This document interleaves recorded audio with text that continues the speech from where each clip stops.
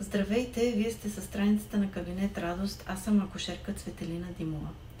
Наднорменото тегло и затлъстяването се отразяват негативно на здравето на жената по време на бременност. В сравнение с бременните жени с здравословно тегло, жените с наднормено тегло и затлъстяване са по-склонни да преживеят спонтанен аборт, да развият високо кръвно налягане и диабет, да имат преждевременно раждане или да родят с цезарово сечение. Затлъстяването на майката увеличава рисковете от неблагоприятни резултати за бебето.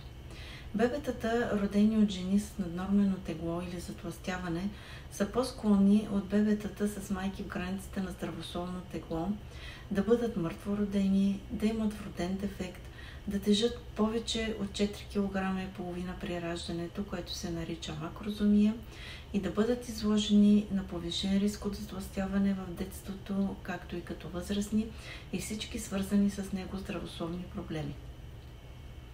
Въпреки че фактите за затлъстяването и репродуктивните резултати могат да изглеждат плашещи, има някои добри новини. При жени с затлъстяване дори умерената загуба на тегло ще подобри плодовитостта и здравето на бременността. Освен това, някои промени в начина на живот, които ограничават наддаването на тегло по време на бременност, може да подобри резултатите както за майката, така и за бебето. Препоръчителните промени в начина на живот за хора с затлъстяване включват загуба на тегло с 7% от телесното тегло и поне 150 минути седмично умерена активност, като ходене, например. Изчислено е, че намаляването на 500 до 1000 килокалории на ден от обичайната консумация на храна може да доведе до загуба на тегло от половин до 1 кг на седмица.